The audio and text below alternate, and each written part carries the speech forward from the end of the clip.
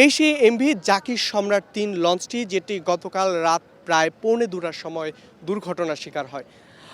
এখানে যে আমরা ক্ষতিগ্রস্ত অংশটুকু দেখছি এখানে মূলত ডেকের অংশ, যেখানে অধিকাংশ যাত্রী কিন্তু আসলে বসে বা ঘুমিয়ে থাকেন, যার ফলে যেহেতু এটি প্রায় গভীর রাত তখন কিন্তু কেউই আসলে বুঝে উঠতে পারেনি যে এরকম একটি দুর্ঘটনা ঘটতে যাচ্ছে এবং তারা কোনো সতর্ক অবস্থানে যাওয়ার আগেই আসলে তারা প্রাণনাশের শিকার হয়।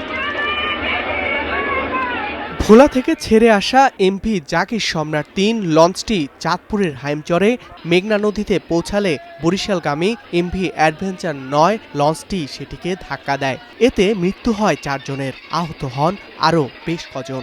ঘন কুয়াশার কারণে এই দুর্ঘটনা বলে ধারণা।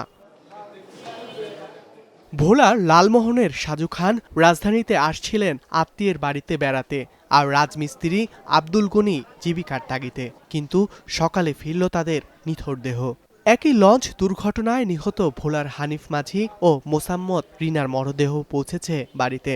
মন্দির আর কি বড় ভাই আয়া আমরা যখন লঞ্চের দুর্ঘটনার কথা শুনি না, আমরা রাইতে আইছি 3টার দিকে, আর এই জায়গায় পাইনি। পরে লোয়ার দিনের 10টা গাড়ি বেরিয়েছে, বিরানের পরে আমরা লাশ পাইছি আর কি, আমরা লঞ্চের লগে চাপা অবস্থায় পাইছি। রাজমিস্ত্রি 3টা বাচ্চা আছে, এই সংসারের বড় ছেলে, এই ছেলে মারা গেছে। দেশে থেকে ঢাকা রওনা দিছে, আমাদের কাছে বেড়াইতে আসছিল।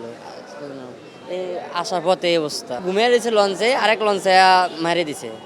দুর্ঘটনা কবলিত লঞ্চটি সকালে ঢাকায় পৌঁছায়। 4টি মরদেহ নেওয়া হয় সদরঘাট নৌ থানায়। অন্যদিকে অ্যাডভেঞ্চার ৯ বরিশালে পৌঁছেছে, কিন্তু ঘটনার পর পলাতক 2 লঞ্চের কর্মীরাই। দুর্ঘটনা কবলিত লঞ্চটি পরিদর্শনকালে নিহতদের পরিবারের জন্য নৌপরিবহন মন্ত্রণালয়ের পক্ষ থেকে 1.5 লাখ টাকা অনুদানের ঘোষণা দেন উপদেষ্টা।